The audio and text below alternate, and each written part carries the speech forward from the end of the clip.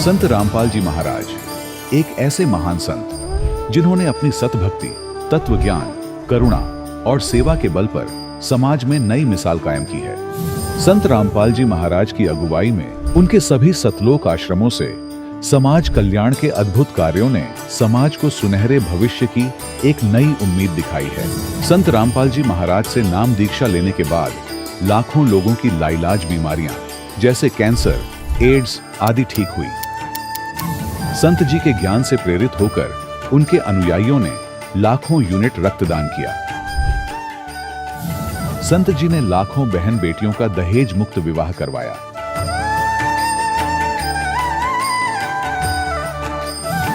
संत जी ने लाखों लोगों का नशा छुड़वाया, करोड़ों उजड़े परिवार बसे।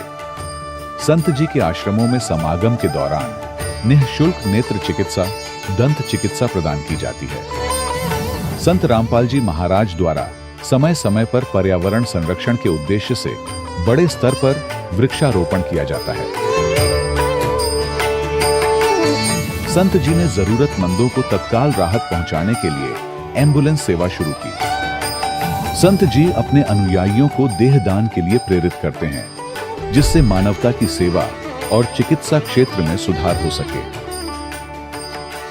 संत रामपाल जी महाराज के सभी आश्रमों में हर रोज निःशुल्क भंडारा आयोजित किया जाता है, जहां हर वर्ग, हर जाति और हर धर्म के लोग एक साथ बैठकर भोजन करते हैं।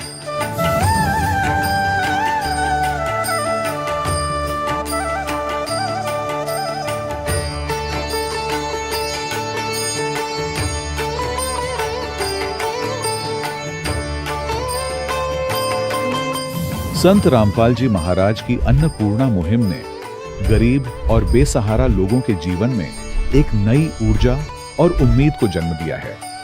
घर घर खाद्य सामग्री और जरूरी मदद पहुंचाकर संत रामपाल जी महाराज ने लोगों को दुख और मजबूरी से लड़ने की ताकत प्रदान की है।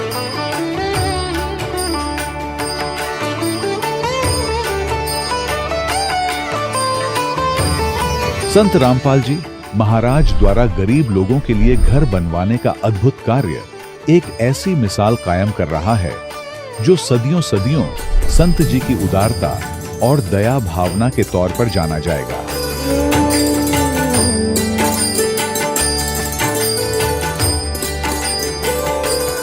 संत रामपाल जी महाराज के आश्रम में हजारों बुजुर्गों को सम्मान और प्यार के साथ जीवन जीने का अवसर मिलता है।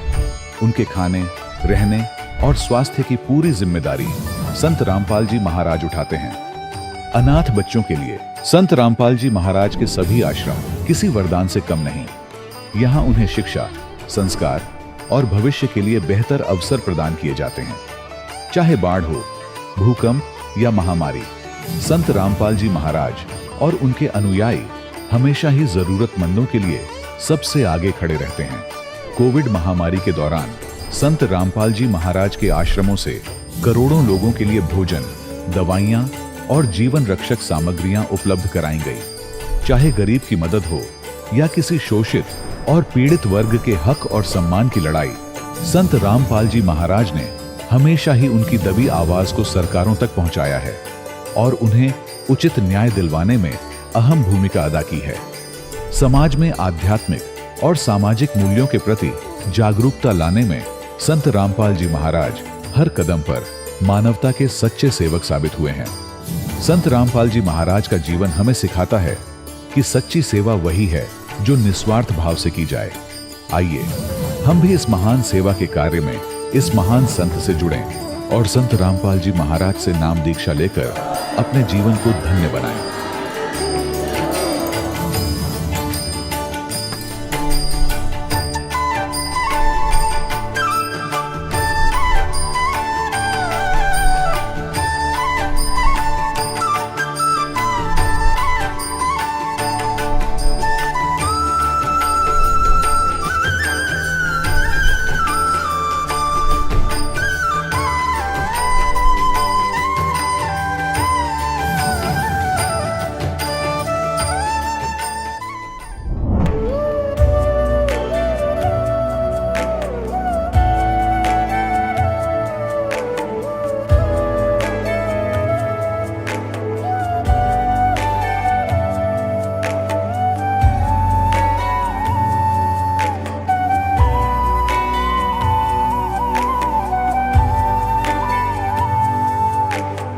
गीता अध्याय 15 के श्लोक 16-17 में 3 प्रभु बताए हैं।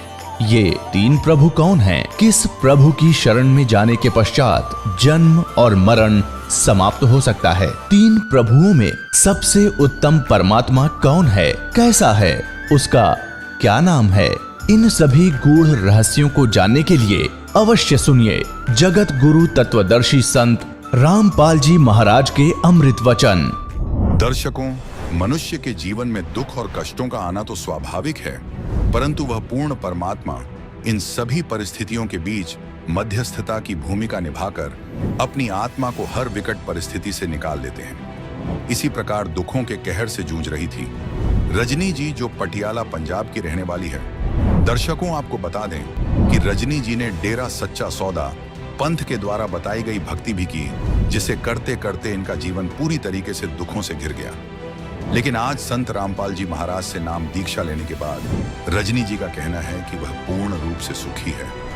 आखिर रजनी जी ऐसा क्यों कह रही है? सुनते हैं रजनी जी की कहानी उन्हीं की जुबानी। बहन जी नमस्कार। नमस्कार सर। क्या नाम है जी आपका? मेरा नाम रजनी है जी। कहाँ से आए जी? डकाला पिंड है जी, पटियाला जिला है जी, पंजाब स्टेट है जी। संत रामपाल जी महाराज से नाम दीक्षा कब लिया आपने? सर मैंने 2014 में 5वें महीने में 12 तारीख को ली थी जी। संत रामपाल जी महाराज से नाम दीक्षा लेने से पहले आप क्या भक्ति साधना करते थे? सर उनसे पहले हमने बहुत सारी साधनाएं की जो हिंदू धर्म में करते थे। वैसे तो हिंदू धर्म से अलावा भी बहुत सारी भक्ति की है और गुरुओं के पास भी गए हैं बहुत सारे।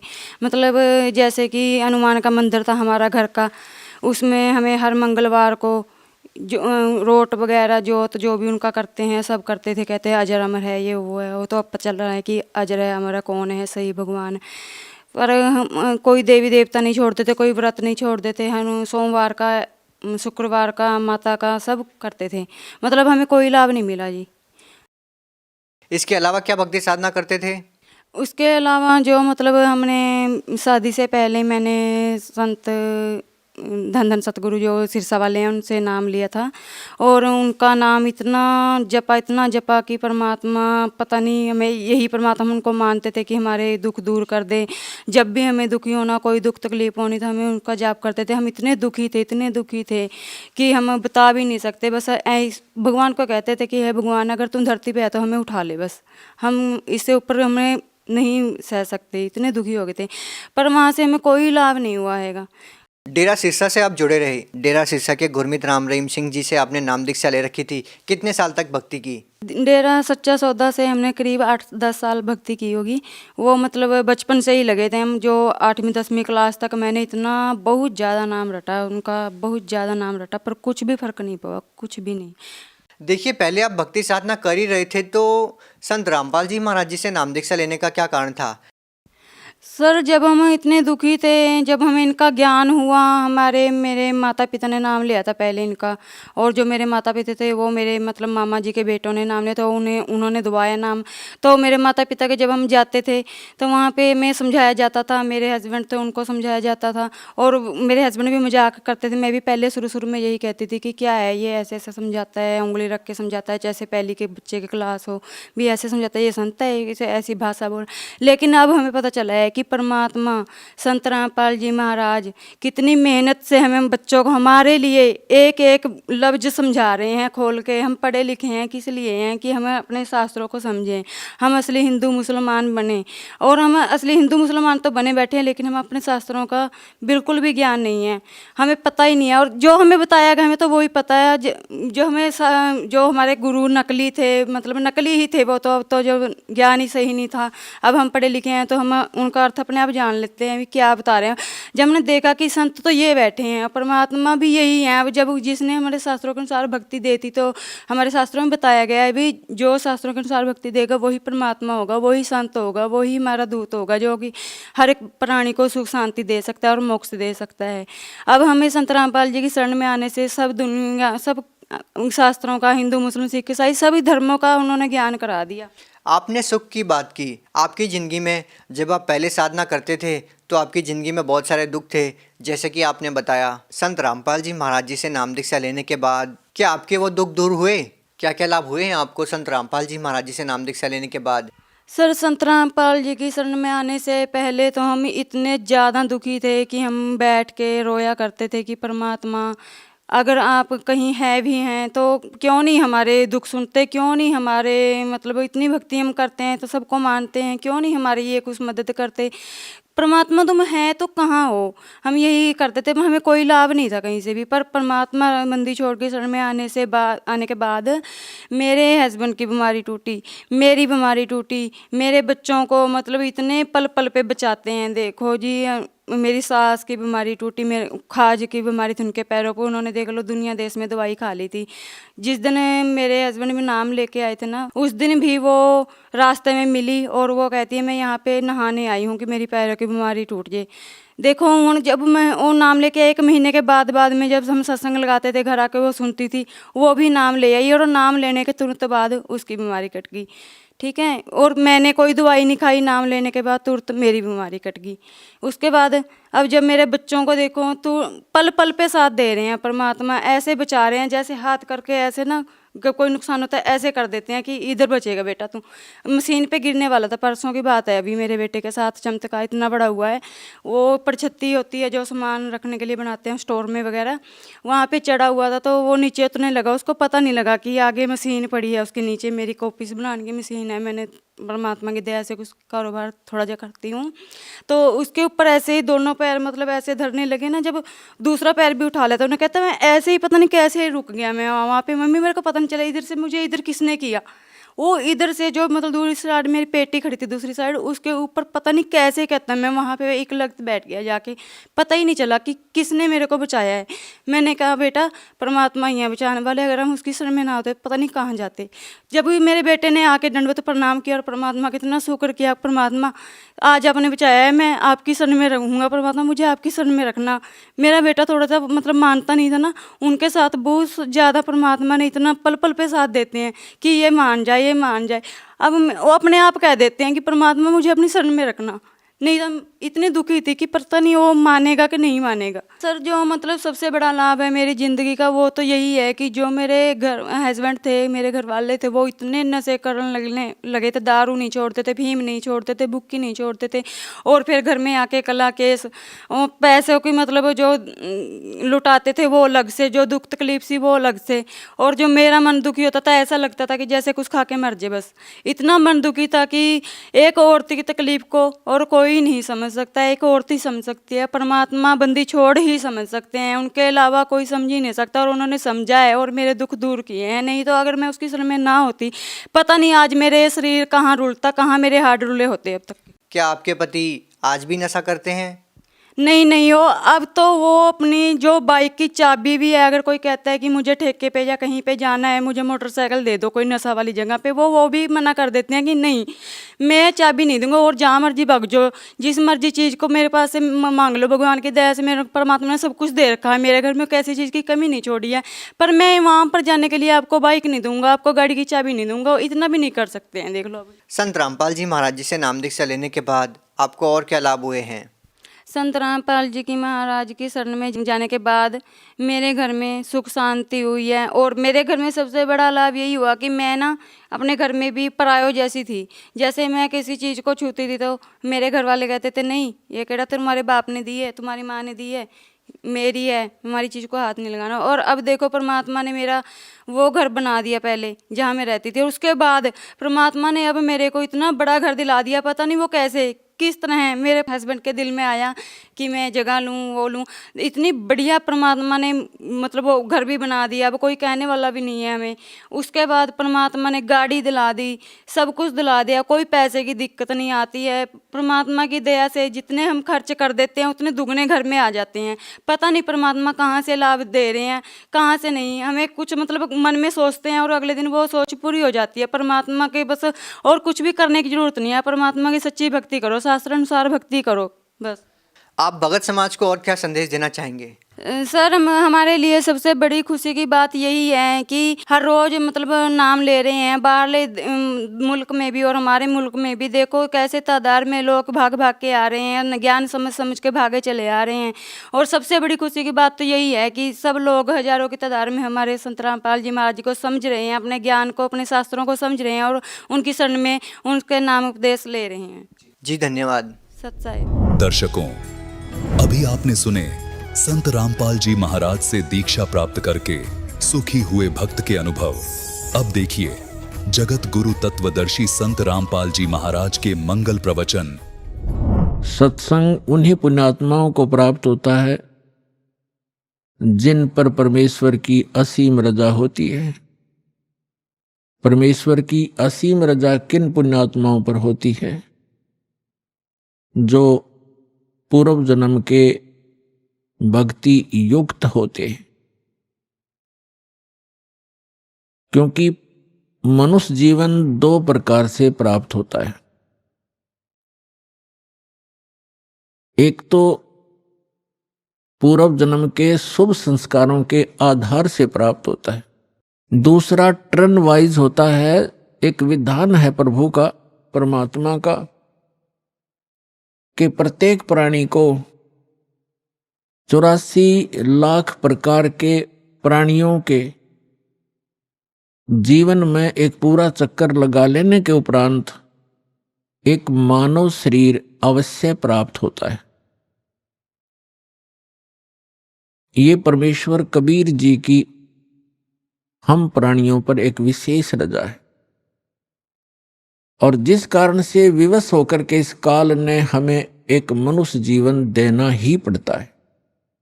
और वो मानव शरीर ही हमारे लिए एक गोल्डन चांस होता है, एक स्वर्ण अवसर होता है शुभ कर्म करने का, दान धर्म करने का और मोक्ष प्राप्त करने का।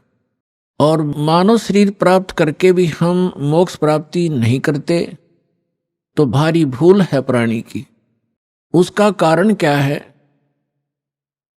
उसका कारण ये है कि जो मानव शरीर प्राप्त प्राणी जो पूर्व जन्म के संस्कार से मानव शरीर प्राप्त किए हुए हैं, वो परमात्मा की भक्ति के लिए अवश्य कहीं ना कहीं जुड़ जाते हैं। चाहे वो अपनी परंपरागत साधनाएं करें या कोई गुरु बना करके उसके बताए अनुसार भक्ति करें, वो भक्ति के बिना, भगवान के बिना वो रह नहीं सकते। चाहे वो दुख में सुमरन कर रहे हो, चाहे वो सुख में कर रहे हो। और दूसरी प्रकार के जो प्राणी होते हैं जो टर्न वाइज यानी नंबर 84 लाख योनियों में कष्ट उठा करके वो फिर मानव शरीर जो प्राप्त किए हुए होते हैं वो भक्ति नहीं करते।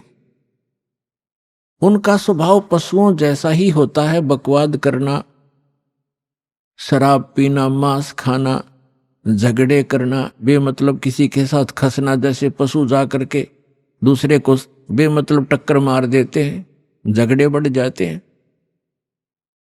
तो वो प्राणी उस टाइप के ही झगड़े करवाते हैं। शांति प्रिय घर में भी वो आग लगा देते हैं।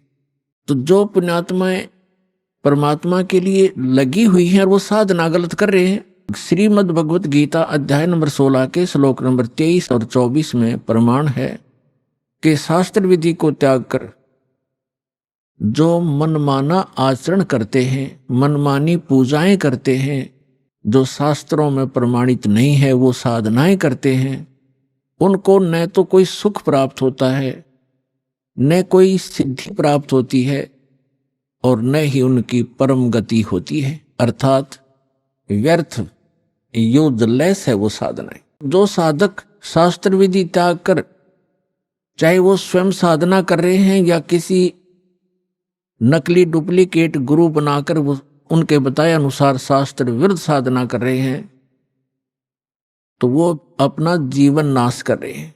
जो सीधे ही 84 लाख योनियों से निकलकर मनुष्य शरीर प्राप्त करते हैं वो तो भक्ति करते ही नहीं, उनका तो वैसे ही जीवन नाश हो ही रहा है। तो इसके लिए सत्संग की आवश्यकता पड़ती है।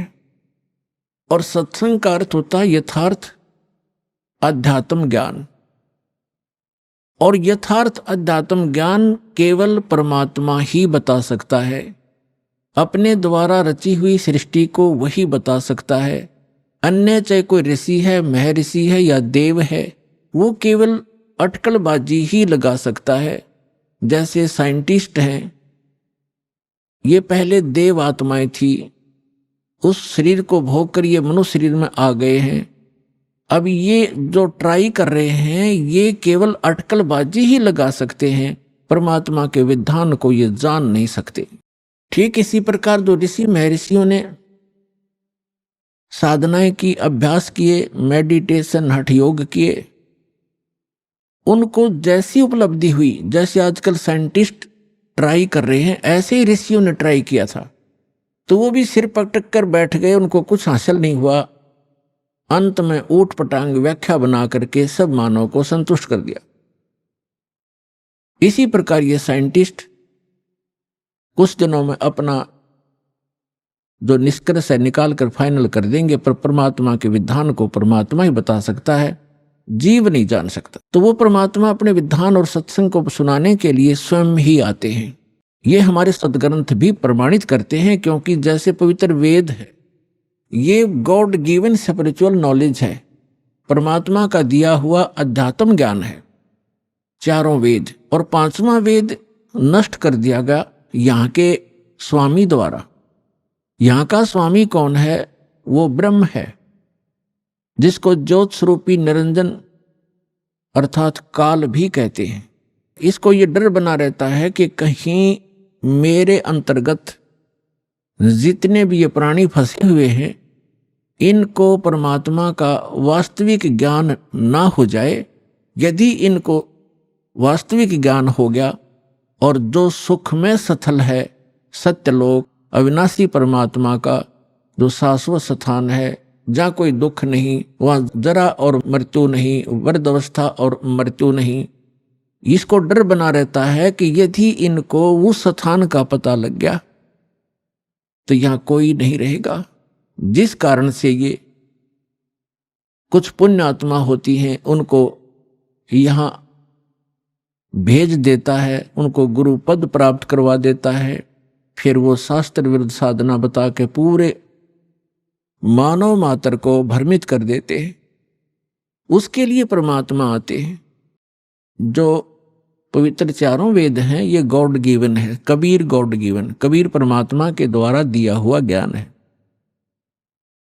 इस काल ने पांचवा वेद समाप्त कर दिया, जिसको सूक्ष्म वेद कहते हैं, जिसको तत्व ज्ञान कहते हैं।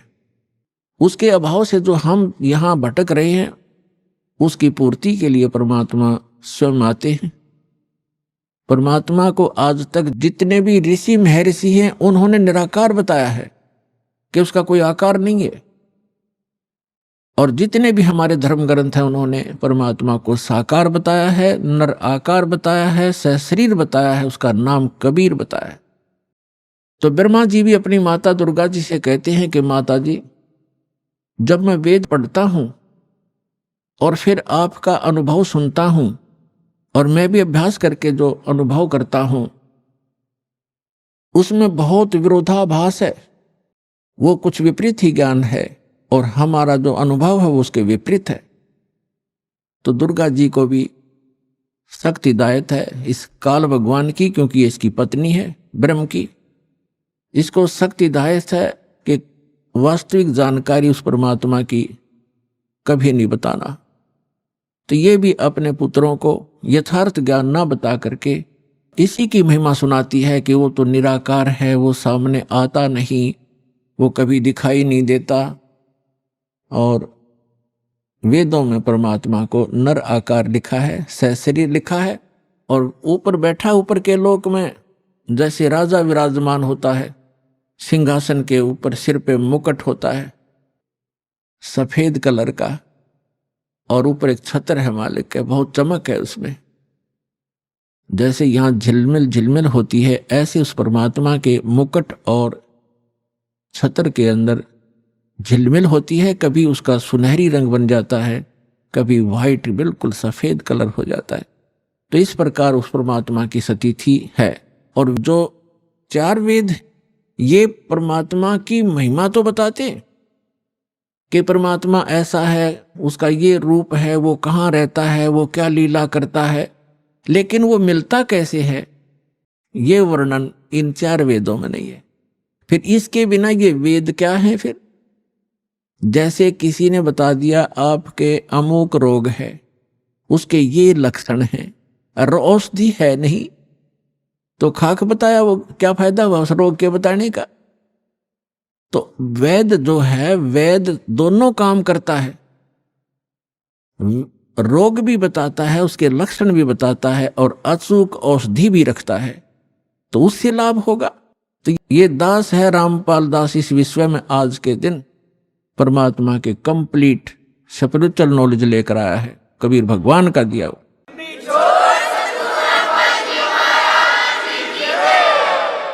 और परमात्मा स्वयं आते हैं, वो ज्ञान देते हैं।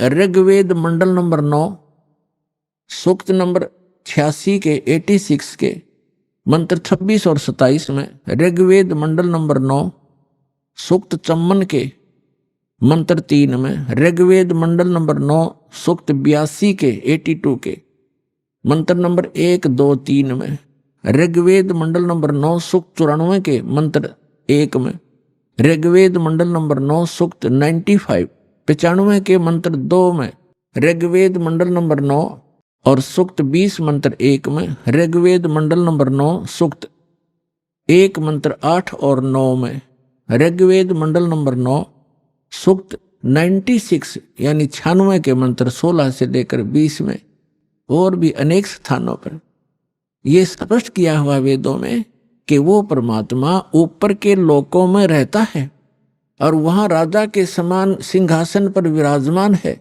देखने में राजा के तुल्य है, सुंदर शरीर है, नर आकार है, वहां से शरीर चलकर आता है, और वो 3 प्रकार से लीला करता है। अपने सभी आत्माओं को यथार्थ ज्ञान देने के लिए, हमें यहाँ धारण पोषण करने के लिए, हमारी संभाल करने के लिए वो 3 प्रकार का शरीर अपना बनाता है। एक रूप में परमात्मा स्थायी रहते हैं। ऊपर के लोक में सबसे ऊपर के स्थान पर एक बहुत बड़ा गुम्बज है, मंदिर नुमा, और उसके सेंटर में परमात्मा का तख्त है। तख्त मीन सिंहासन। जैसे कहा करते ना, दिल्ली के तख्त पर बाबर बैठा इतने सन में, तख्त मीन सिंहासन पर। तो वो बीच में बैठे परमात्मा सिंहासन पर, और सिर पर छत्र है जैसे आप ऊपर देख रहे हैं, और सिर पे मुकुट है परमात्मा के, राजा के समान, देखने में राजा के समान है परमात्मा। वहां से वो 3 प्रकार से, तो एक प्रकार तो वो वहां उस शरीर में है, और उन परमात्मा का नर आकार है, मनुष्य सदृश है वो। उनके एक रोम में, एक रोम कहते हैं बाल में, एक रोमकूप समझो, एक रोमकूप में करोड़ों सूर्य मिला दे और करोड़ चंद्रमा की रोशनी, दोनों मिला करके मिली जुली रोशनी भी एक रोम के बराबर नहीं है। परमात्मा के शरीर की इतनी शोभा है। और वही परमात्मा अपना अन्य रूप धारण करके 2 और स्थिति मेंटेन करता है। एक तो प्रत्येक युग में, सतयुग, त्रेता, द्वापर और कलयुग में, प्रत्येक युग में एक लीला करता है। ऊपर के अपने लोक से आता है, अन्य रूप धारण करता है, छोटे से बालक का, नवजात शिशु का, और एक कमल के फूल के ऊपर, कमल का फूल जल में होता है, कमल के फूल के ऊपर आकर के परमात्मा विराजमान हो जाते हैं नवजात शिशु के रूप में, और वहां से उनको निसंतान दंपति उठा ले जाते हैं, और धीरे धीरे परमात्मा एक लीला में शरीर अपने लीला करते हुए बड़े होते हैं। एक जन साधारण जैसी भूमिका करते हैं, अपने हाथों से निर्वाह करके, वक्त अनुसार, युग अनुसार, जैसे भी उस समय क्रियाएं होती हैं, अपना एक आम नागरिक की तरह, एक भक्त की तरह रहते हुए अपना जीवन व्यापन करते हैं, अपना निर्वाह करके दिखाते हैं।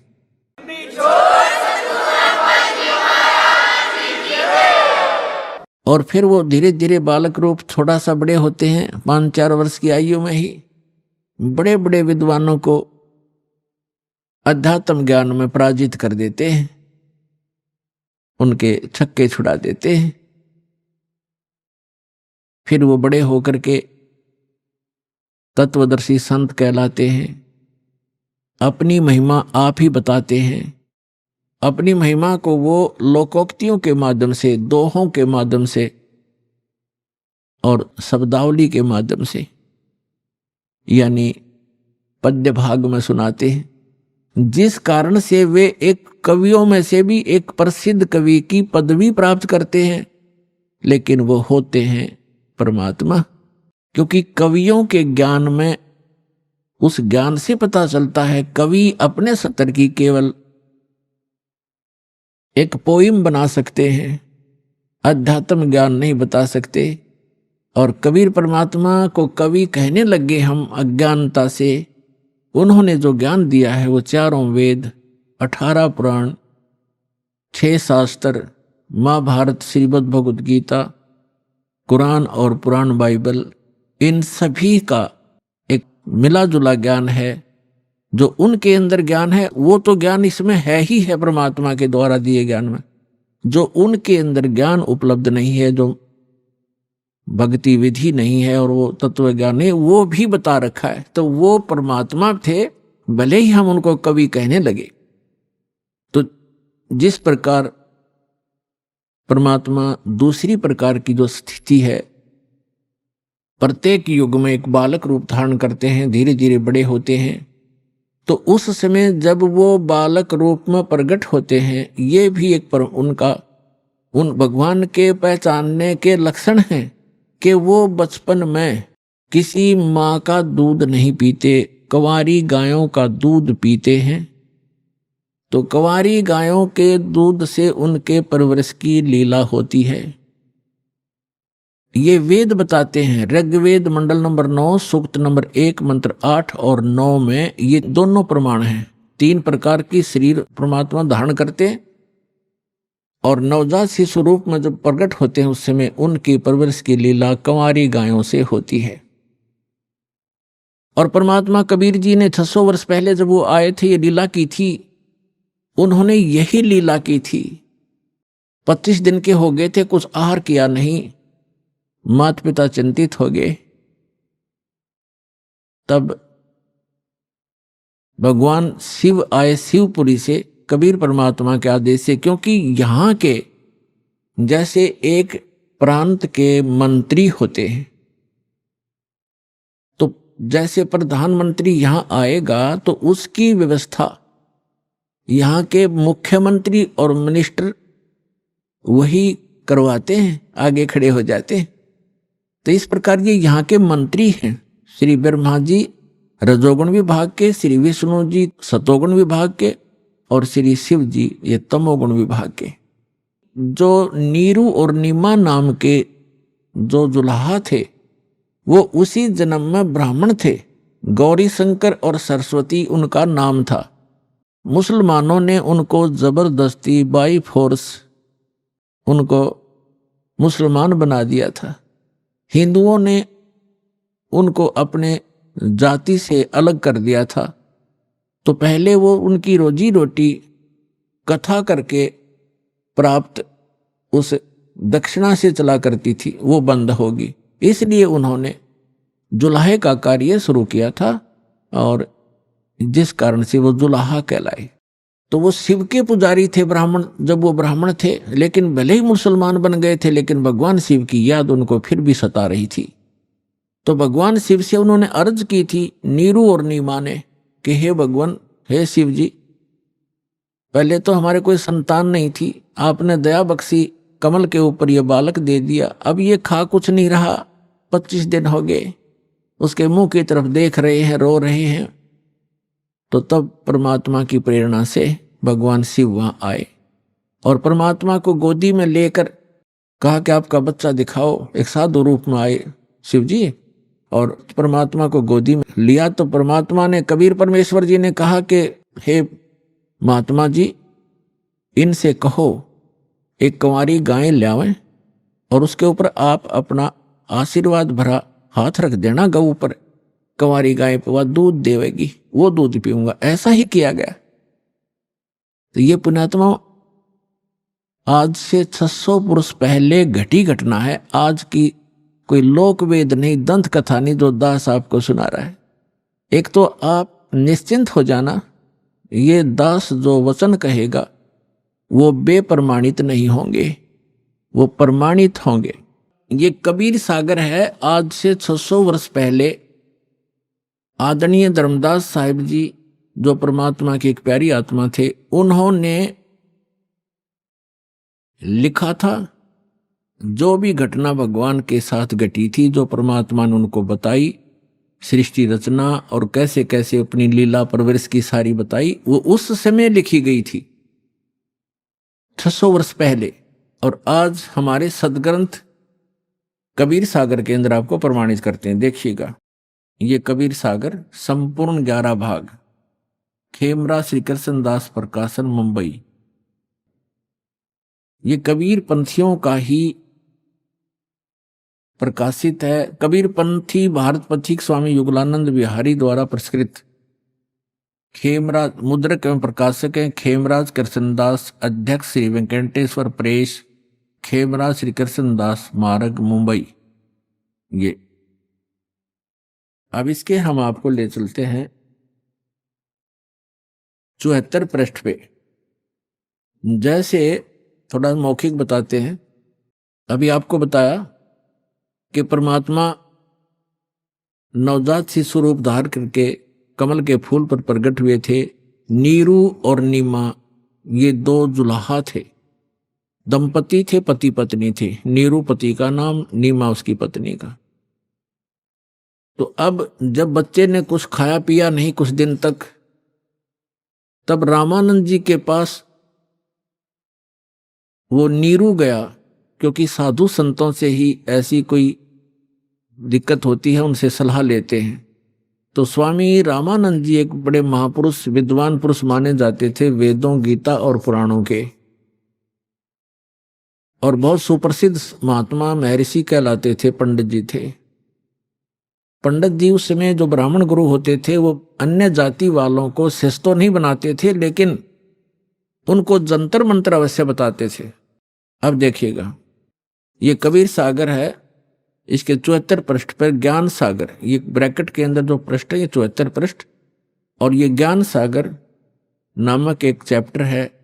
इसमें कहा है कि अब लिखा है, सुन जुल्हा मन भयो आनंदा, जिमी चकोर पाया निश्चंदा। यानी वो जुलाहा परमात्मा को पाकर ऐसे खुश हो गया जैसे चकोर पक्षी चांद को देखकर होता है।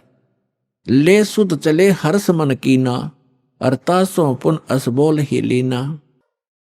सुत काशी को ले चले लोग देखण ते आव, अन्न पानी भक्सै नहीं, अन्न पानी खावे नहीं, जुल्हा शोक मनावे।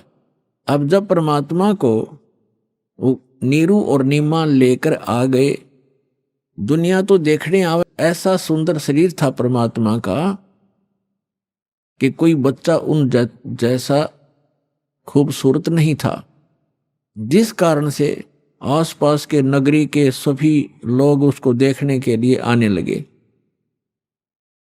और नीरू और नीमा को चिंता बनी हुई थी कि बालक कुछ खा नहीं रहा, ये कुछ दिन का ही मेहमान है, वो इससे दुखी थे। देखिएगा, सुत काशी को ले चले लोग देखण ते आव, अन्न पानी बख्शे नहीं, जुल्हा शोक मनावे। कुछ खा नहीं रहा इसलिए जुल्हा दुखी हो रहा था। तब जुल्हा मन कीन तिवाना, रामानंद सो कही उत्पाना। स्वामी रामानंद जी के पास जाकर सारा कुछ कहानी बताई। मैं सुत पायो बढ़ा गुणवंता, कारण कौन बखे नहीं संता। कि हे महात्मा जी क्या कारण है, वो कुछ खा नहीं रहा। रामानंद ध्यान तब धारा, जुल्हा सो तब वचन उचारा। ये बात कही दुल्हे को, पूर्व जन्म में ते ब्राह्मण जाति, और हर सेवा की नहीं बलबाती। कुछ तब सेवा हर की चूका, ताते भयो जुल्हा का रूपा। प्रीति प्रभु गह तोर लेनी, ताते उद्धान में सुत तो दीना। तो पिछले जन्म में ब्राह्मण था, तो कोई भगवान की भक्ति भूल गया, कोई चूक पड़ गई तेरे ते, जिस कारण से तू ब्राह्मण से जुल्हा बन गया। और तेरी उस प्रीति को देखकर भगवान ने आपको जंगल में ये पुत्र दे दिया। ये देखो, प्रीति प्रभु गए तो लीना, ताते उद्धान में तो सुत तो दीना। अब ये नूरी नहीं है, नीरू है, ये मिसप्रिंट है कई जगह। हे प्रभु जस किन हो तस पायो। अब वो नीरू कहता है जुलाहा कि मैंने जैसा किया था वो तो मुझे मिल गया, और आर्त हो तो दर्शन आया, संकट में मैं तेरे पास आया हूं। असो कहिए उपाय गुसाई, बालक अक्सुदावंत कुछ खाई। रामानंद अस युक्ति विचारा, तुम सुत कोई ज्ञानी अवतारा। आपका पुत्र कोई विद्वान पुरुष है। बछिया जाही बैल नहीं लागा, सोले ठाड करते यागा। कहते एक बछिया ले आओ जिसको बैल ने टच ना किया हो, यानी कंवारी, अनटच्ड कंवारी। बछिया जाही बैल नहीं लागा, सोले ठाड करते ही आगा। उसके सामने खड़ा कर दो, उस बच्चे के सामने कंवारी गाय लाके। दूध चले ते थन ते, दूध ही देव छिपाई। और अक्सुदावंत होवे ताको देखवाई, फिर उसको पिला देना। जुल्हा एक बछिया ले आवा, और चलो दूत कोई मरम न पावा। चलो दूत जुल्हा हरसाना, राख छिपाई काहो नहीं जाना। अब यहाँ दूत शब्द है, ये लेखकों ने क्योंकि कुछ इसमें गड़बड़ कर दिया, जैसे ये कबीर पंथियों ने थोड़ी बहुत इसमें अपनी बुद्धि से दोबारा प्रिंट कराते समय कुछ परिवर्तन करने की चेष्टा की है। अब वो दूत कौन था? अब गरीबदास साहिब जी गांव छुड़ाने जिला झज्जर वाले को वही परमेश्वर पुनः आकर के मिले। पर जैसे दास बता रहा है कि 3 प्रकार की स्थिति से वो परमात्मा हमारी सबकी संभाल करता अपने बच्चों की। और वही ऋग्वेद मंडल नंबर 9 सूक्त 1 मंत्र 8 में प्रमाणित है कि वो परमात्मा 3 प्रकार के शरीर धारण करता है, हम सबका धारण पोषण करने के लिए, हमें संभालने के लिए। तो दूसरी प्रकार की स्थिति दास आपको क्लियर कर रहा है कि एक बालक रूप धारण करके आता है। और तीसरी प्रकार की स्थिति में वो परमात्मा जहां चाहे कभी भी किसी साधु महात्मा संत के रूप में प्रकट होकर अपनी प्यारी आत्माओं को, अच्छी आत्माओं को मिलकर उनको तत्व ज्ञान से परिचित कराते हैं। और अपने आप भगवान को भगवान सिद्ध कराने के लिए, क्योंकि काल ने ज्ञान मिथ्या कर दिया होता है, अध्यात्म ज्ञान को नष्ट कर दिया होता है, इसलिए अपने साक्षी तैयार करता है, उन महापुरुषों को सतलोक ले जाता है, वापस छोड़ता है। तो वो तीसरी प्रकार की स्थिति में वो परमात्मा आते हैं और उन प्यारी आत्माओं को मिलते हैं। किन किन को मिले इस कलयुग में दास के जो नॉलेज में है? आदरणीय धर्मदास साहिब जी को, आदरणीय मुल्कदास साहिब जी को, आदरणीय दादू साहिब जी को, आदरणीय नानक साहिब जी को, जो सिख धर्म के प्रवर्तक हैं, उनको जो परमात्मा आकर मिले हैं, जो सतपुरुष आकर मिले हैं सतलोक से, जो वहां जहां वो रहते हैं वहां से चलकर आते हैं, सीधे साधु रूप धारण कर लेते हैं, जिंदा महात्मा का रूप बना लेते हैं। आदरणीय गरीबदास साहिब जी को गांव छुड़ानी जिला झज्जर हरियाणा वाले को, आदरणीय गीसा दास साहिब जी गांव खेखड़ा जिला मेरठ उत्तर प्रदेश वाले को, इन महापुरुषों में से परमात्मा ने आदरणीय गरीबदास साहिब जी को पुनः वो कंप्लीट स्पिरिचुअल नॉलेज दिया है। किस लिए? कि काल ने कहा था कि जब तक कलयुग निकट आवेगा आपका समय 5500 वर्ष, तब तक मैं आपके नाम से 12 तो कबीर पंथ चलाऊंगा और अनेक पंथ चलाऊंगा जो आपके ज्ञान को मिथ्या कर देंगे। इसलिए परमात्मा ने आदरणीय गरीबदास साहिब जी को सचखंड ले जाकर अपने से परिचित कराकर और कंप्लीट स्पिरिचुअल नॉलेज, संपूर्ण अध्यात्म ज्ञान उनके अंदर फीड कर दिया। उस पुण्यात्मा ने गरीबदास साहिब जी ने अपने मुख कमल से बोल बोल के वो लिखवाया। उसमें लिखा है कि शिव उतरे शिवपुरी से अवगत बदन विनोद, और मैं के कमल और लिया ईस को गोद। अन ब्यावर को दूहत है, कंवारी को दूहत है, दूध दिया तत्काल, और पीवे कबीर ब्रह्म गति तासी भय दयाल। यानी शिव जी आए थे शिवलोक से एक साधु रूप बना के, और तब उन्होंने उस कुंवारी गाय की कमर पर हाथ रखा था। परमेश्वर के आदेशानुसार नवजात शिशु रूप में परमात्मा उनके गोदी में थे, और तब वो दूध निकलना शुरू हुआ था कुंवारी गाय के उसके थनों से। एक कोरा बर्तन लाया गया था कुम्हार के तय साफ, उसमें वो दूध आया था। वो सतलोक से आता है कुंवारी गायों में दूध परमात्मा का, उसके अपने निज लोक से आता है। कहता है इस नकली लोक से क्या खाऊं मैं, ये आप पे भिखारी बने फिरें। तो सतलोक से आता था उस परम पिता का दूध कुंवारी गायों के माध्यम से। वो गौ जो सब पशुओं में पवित्र है, तो वो दूध परमात्मा पिया करते थे। तो वो दूध आया, फिर वो दूध चला गया, यानी वो महात्मा चले गए। 3 लोक के भगवान एक साधु संत रूप में आए थे, वो चले गए। तो ये बाकी वर्णन वो है, ये मिसगाइडेड पता नहीं। तो यहाँ पर इन्होंने रामानंद जी से जोड़ दिया। साधु संतों के पास अवश्य जाते हैं, दुखी व्यक्ति जाते महापुरुषों के पास। उन्होंने जो जंतर मंत्र बताया, वो बताया कि तेरा पुत्र जो है ये आम बच्चा नहीं है, ये कोई महाविद्वान पुरुष है। और बाकी वास्तविकता जो दास आपको बता रहा है ये सत्य है। फिर भी हमने इस पॉइंट को समझना है कि जो वेद बताते हैं, जो वेद बताते हैं वो लीला की किसने है। जो वेदों में वर्णित लीला जिसने की ही इज गॉड। जो वेदों में लिखे हैं लक्षण भगवान के, और जिसने ये लीला की है ही इज गॉड, वो है परमात्मा। तो ये लीला किसने की, अब तो आपको दिखा रहे हैं कबीर सागर से, और फिर आपको दिखाएंगे वेदों से। वेदों में यही लिखा है, तो आसानी से समझ में आ जाएगा, पहचान लेंगे हम अपने परम पिता को जो हमारे लिए भटक रहे हैं, हमें खोज रहे हैं, हमें सद्बुद्धि देना चाहते हैं। हम इस काल के झूठे सुख को, इसी को सुख मानकर यहीं की व्यवस्था मांगते रहते हैं। ये हो जावे, कार हो जावे, कोठी बन जावे, और सब कुछ होगा, एकदम मृत्यु होगी फिर गधा बन जावे, या के काम आई आपके कोठियां। परमात्मा से मांगो, क्या बताते हैं भगवान। परमात्मा हमें मांगना सिखाते हैं कि मुझसे ये मांगो, साईं इतना दीजिए जिसमें कुटुंब समावे, हम भी भूखे ना रहें, कोई अतिथि ना भूखा जावे। इतना मांगो भगवान से, ज्यादा मत मांगो। ज्यादा तो ये आपके दलदल बन जाएगी, आपको ये फंसा कर रख देगा। और जामे कुटुंब समावे का अर्थ है रिक्वायरमेंट ऑफ द फैमिली। हमारे परिवार को जो आवश्यक वस्तु हो परमात्मा वो उपलब्ध कराना, तो उसमें सारा कुछ आ गया। शेष क्या बचा, मकान भी देगा। आजकल जो कलयुग है इसमें गाड़ी चाहिए, गाड़ी भी देगा भगवान। अब इतना ही मांगो, जामे कुटुंब समावे और हम भी भूखे ना रहे। बस अब जब अकाल गिरा करते थे, कहते हैं दिल्ली के बादशाह अपना राज त्याग कर भिक्षा मांगने के लिए फल पत्ते तोड़ तोड़ कर खाते थे। रोटी मिल जाती है टाइम पर, फिर उसके बाद बकवाद सोचता है ये मन, बड़ी कोठी बनाऊं, बड़ी कार लूं, हैं, और बैंक बैलेंस बना दूं। बैंक बैलेंस बनाना था भक्ति का और धर्म का, वो हम भूल गए।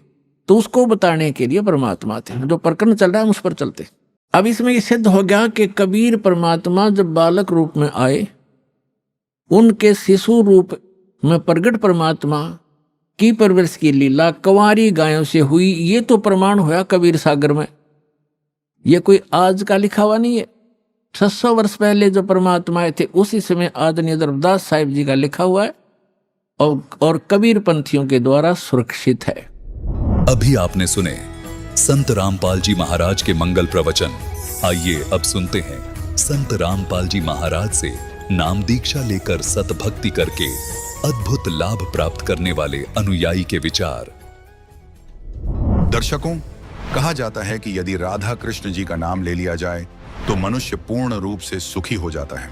लेकिन दर्शकों, जिस व्यक्ति का नाम ही राधा कृष्ण हो, राधा कृष्ण नाम उसका इसलिए रखा गया हो ताकि उसे अपने जीवन में सुख की प्राप्ति हो, लेकिन उसे अपने जीवन में कष्ट के अलावा कुछ भी ना मिला हो, तो उसे देखकर आप क्या कहेंगे? इनसे मिलिए, ये हैं राधा कृष्ण जी, जो सोलन हिमाचल प्रदेश के रहने वाले हैं।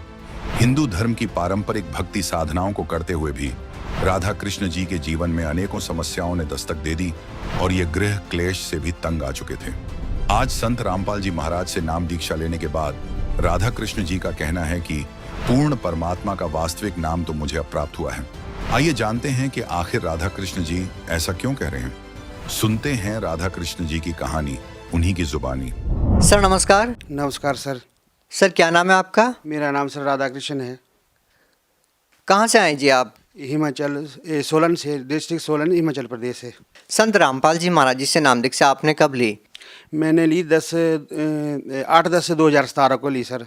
सर हमने जो उनकी ज्ञान गंगा पुस्तक है उनको पढ़ा, उसको अध्ययन किया और उन्होंने जो शास्त्रों के अनुसार जैसे गीता जी का ज्ञान, गीता जी उन्होंने खोल खोल के बताया, शिव पुराण, देवी भागवत, जितने भी ग्रंथ है 4 वेद और 18 पुराणों से उन्होंने सबको सत्संग के में वो खोल खोल के दिखाते हैं। तो हमने उनको पढ़ा और गहराई से उसको समझा और उसको समझने के बाद ही जब हमने देखा कि ये तो पूर्ण संत आए हैं, तो उसके बाद ही हमने उनसे जो है नाम दीक्षा ली। पहले क्या भक्ति साधना करते थे आप? सर मैं पहले देवी देवताओं की भक्ति करता था। दुर्गा जी का भी मंदिर था, उसमें पूजा करता था। ब्रह्मा विष्णु इनकी सबकी जितने भी 36 करोड़ देवी देवता है, मैं उन सब की पूजा करता था। जैसे हनुमान चालीसा हुआ, रोज गीता जी का पाठ भी करता था।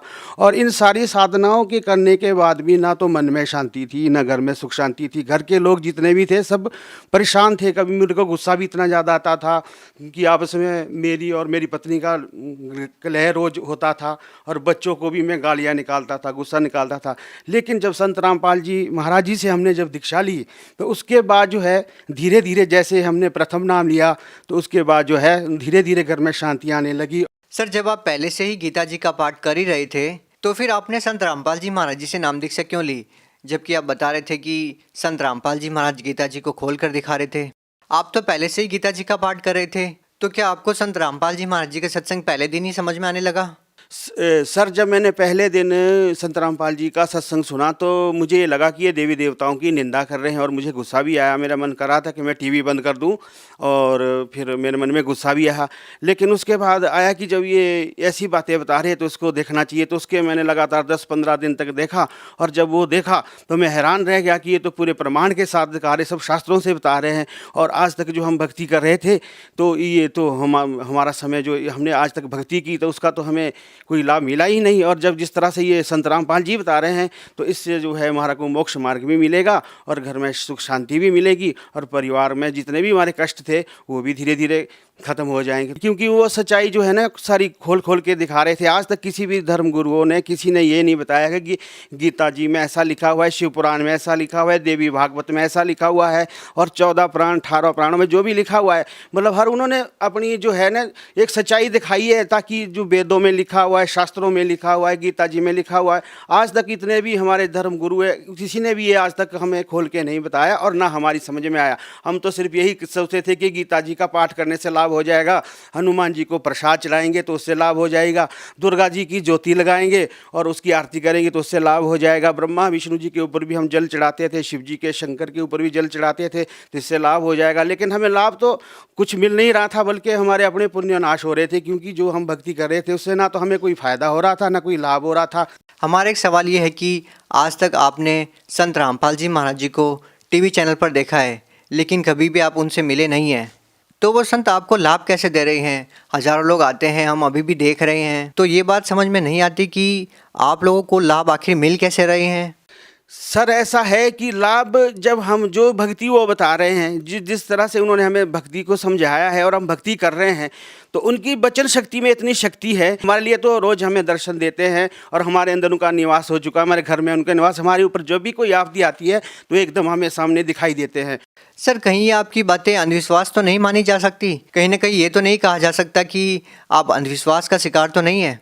सर ऐसा है, अंधविश्वास तो उसको माना जाता है जो आंखें बंद कर। उन्होंने तो सबकी आंखें खोल दी है, पूरे विश्व की आंखें खोल दी है। सारे वेदों में, पुराणों में, शास्त्रों में जो भी कुछ उन्होंने सामने सिद्ध करके कर दिया है। अब जो पढ़ा लिखा समाज होगा, भक्त समाज, जितने भी हमारे बहन भाई हैं और जितने भी मैं और जगत के लोगों से भी कहता हूँ कि किताबें पढ़ो, धर्म पढ़ो, शास्त्र पढ़ो। जब उन्होंने खोल खोल के दिखा दिया सारा कुछ, जब शास्त्रों में ऐसा लिखा हुआ है तो एक अंधविश्वास कैसे हो सकता है? सर संत रामपाल जी महाराज ने विश्व के सभी धर्मगुरुओं को आध्यात्मिक ज्ञान चर्चा के लिए चुनौती दी है, जैसा कि संत रामपाल जी महाराज जी के शिष्य बताते हैं। लेकिन कहा यह भी जाता है कि क्या संत रामपाल जी महाराज जी को संस्कृत आती है? वो कैसे विश्व के सभी धर्मगुरुओं को ज्ञान चर्चा की चुनौती दे सकते हैं?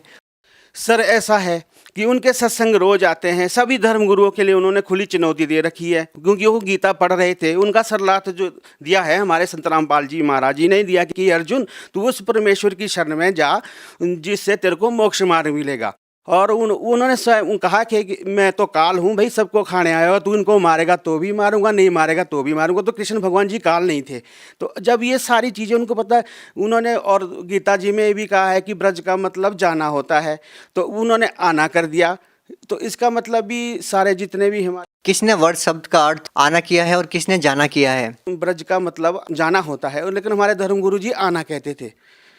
तो सही मायने क्या है? वर्ष का मतलब क्या होता है? ब्रज का मतलब होता है जाना, और अन्य जो धर्मगुरु है इसका अर्थ उन्होंने किया है आना। आना, तो वही है। और दूसरी बात ये उन्होंने ये कही है कि जब उन्होंने स्वयं गीता जी में कहा था कि ये अर्जुन तेरे मेरे तो कई जन्म हो सके, और जो अविनाशी परमात्मा है तो उसके ना तो जन्म होती है ना मृत्यु है, सह शरीर आते हैं तो सह शरीर जाते हैं। तो ऐसे है कि भगवान है जो जिनका वो ज्ञान दे रहे कबीर साहिब। तो कबीर साहिब भी सह शरीर आए थे, सह शरीर आए। जितने भी बाकी हमारे जितने भी इन भगवानों के जन्म हुए तो इनकी तो मृत्यु हुई, और इनका तो हमेशा तिरोभावी हुआ करता है मृत्यु।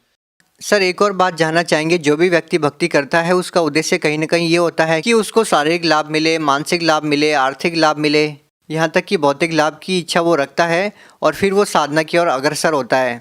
हम आपसे जानना चाहेंगे कि आपने संत रामपाल जी महाराज जी से नाम दीक्षा ली और भक्ति की, क्या इस भक्ति को करने से आपको लाभ मिला? सबसे पहला तो हमें ये लाभ मिला कि हमें मोक्ष मार्ग की भक्ति प्राप्त हुई। उसके बाद मुझे बीपी भी था, शुगर भी था, मैं 3-4 टाइम दवाइयाँ खाता था।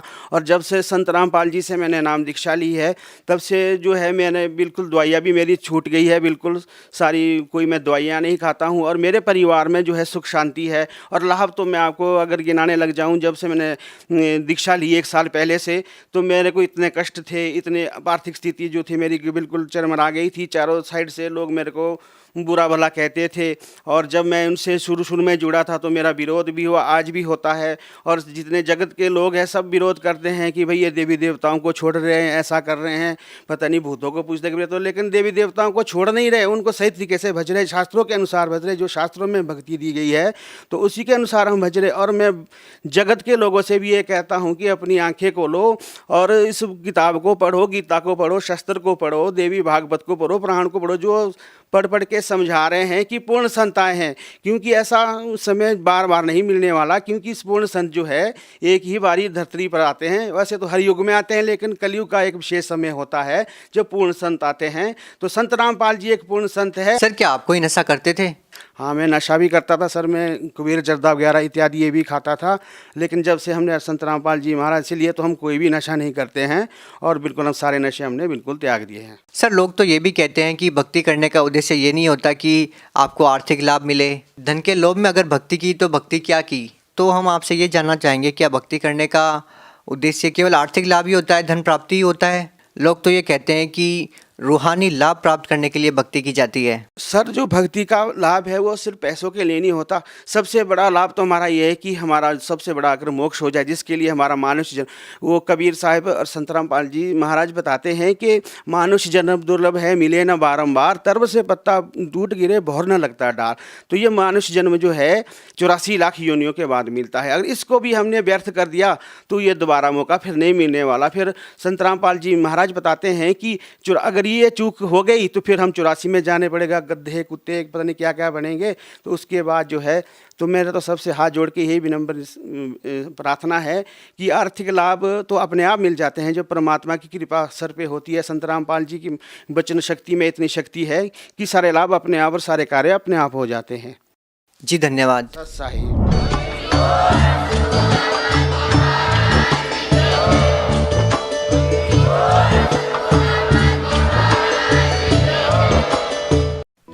आप सुन रहे थे जगत गुरु तत्वदर्शी संत रामपाल जी महाराज के मंगल प्रवचन। अधिक जानकारी के लिए संपर्क करें।